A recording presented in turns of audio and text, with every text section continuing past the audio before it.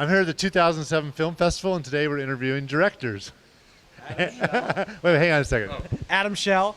And Richard Kraft. And was one of you want to tell me about your film? Yes, our film is called Finding Craftland, and it is the story of Richard Kraft, the most obsessive collector of pop culture crap you've ever seen. His house is littered with Disney memorabilia, Ronald McDonald, Bob's Big Boy in the front hall. And it's about me discovering my son in the middle of all my collectibles that I actually had a child and decided to start incorporating him in my life. But I still did it obsessively by going around the world for 5 years during the summer, riding 425 roller coasters. Every roller coaster on the planet they've ridden, even the bad ones.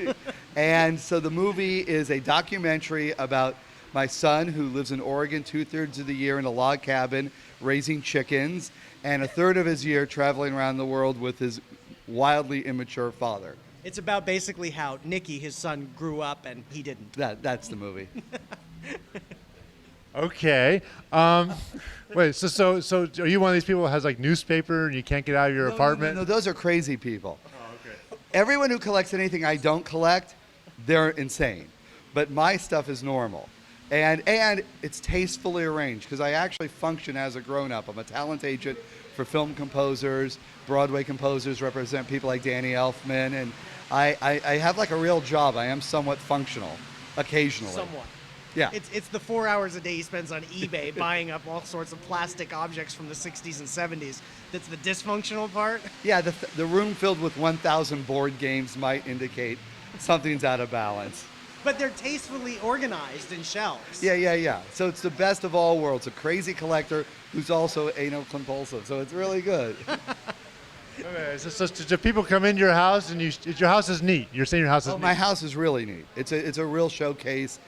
However, when you walk in the door, you're kind of like, are you kidding me? Yeah, like hanging over your head when you walk in is Pee Wee Herman's bike from Pee Wee's Big Adventure. That sort of sets the tone for it all. And then it's room after room of crazy stuff. But again, it's a home. And that's what this movie is about, is how you can follow your dreams and your passion and still be a grown-up at the same time. It's about finding that balance between being a child and being an adult and maintaining that the kid within you to keep life happy and fun and exciting and just be completely responsible and irresponsible all in the same exact moment. Yeah. Okay, and there's also the element about your son. Now, your son, is he, should he be embarrassed by you? Oh, no, he's a huge part of this movie, and he has found a way to incorporate me into his life. And he's much cooler than I am, but... No, he's cool. Oh, that would make him much cooler. And yeah, I don't think he's overly embarrassed. I think he's amused. And actually, that's one of the most amazing parts is you would expect that a child of Richard would be completely embarrassed and like, come on, Dad, when are you going to do that again? But Nicky has this amazing way about him of just really taking all of Richard's craziness and childness and adoring. And he's also a kid who gets to go on zero gravity flights and have a pretty nice life. So what's the best roller coaster in the country? The best wooden roller coaster is Coney Island, the Cyclone, and the best steel roller coaster is right in our backyard at Magic Mountain in Valencia. It's a roller coaster called X. Okay. And would you collect things like, let's say, old AOL discs? Is that the thing you ever think of collecting? Huh? Like every time someone sent one of those AOL discs in the mail, you would. God, I didn't think of collecting those. No, eBay, here we come. I tends to be stuff mainly from the '60s. Yeah, and trash pop culture, cereal boxes, things that icons of, Colonel Sanders is a hero of mine. It's like the image of Colonel Sanders, not the man himself. So, food packages make me happy. Yeah. Bob's Big Boy. You gotta love the Bob. How can you? Ronald McDonald. Wait, but most people have a Bob's Big Boy in their front hallway, so I wouldn't even think to mention that. Of course. I have two personally. Yes, Yeah. exactly. They travel good in pairs. Okay, well, this movie. How did you guys get together for a movie? Well, basically, it started because Richard wanted to make a movie about his stuff and his life. His life is extremely extravagant, as the movie displays, and he wanted to make a movie about that. That started because we went to Disney World, my son and myself, and 12 of our friends. And in the hotel room at Disney World, there's an endless loop of a promotional video about Disney World. And it was so hyped and so out of breath the way it was done. my son and I said, we have to make one of these about ourselves. So we tracked down the hostess of the Disney World film, found her in North Carolina, flew her out to LA, and we based the style of this as a parody of promotional videos.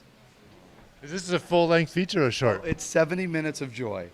And basically what happened, we started shooting that film, which was the top 10 things at Craftland, and immediately realized that the top 10 things at Craftland weren't nearly as interesting as the reason why there were top 10 things at Craftland, which is Richard. So we started doing in-depth interviews with him and all his friends about why. Right, and then we started getting into the other side of Craftland, which is it's probably because within a 4-year period, everyone in my family died. And so a lot of memories of the time when, prior to losing my family, this stuff was important. So, you know, all of a sudden, Toucan Sam and Lucky Charms boxes become really important.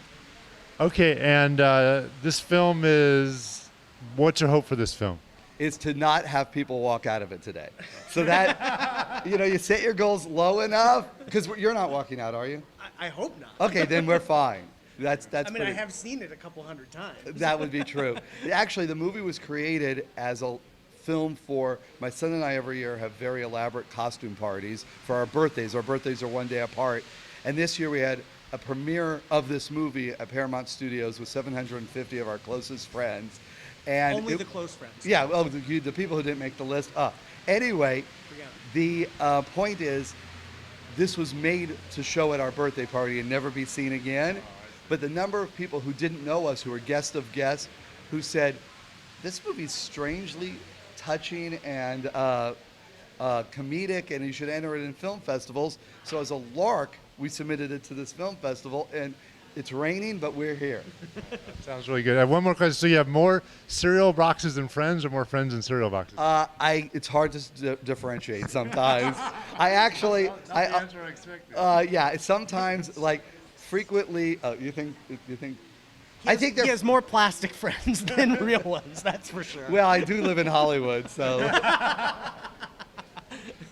Anyway, well, thanks. Your movie's showing today, and it's showing Today, and 2:30? another time. It's Monday at Monday. 12:30. Well, thank you. It's a fun interview. Thank you. Great, thank Right. you. Thank you.